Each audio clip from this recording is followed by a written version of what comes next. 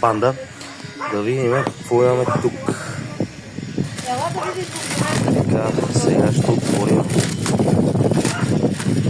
Пак благодарение на баткови Дани. Охо, противци. Какво имаме тук?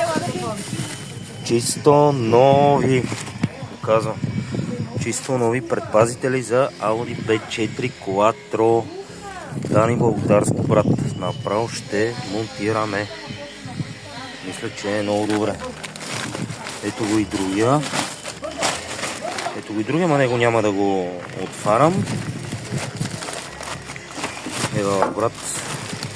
Българско. Ето ги.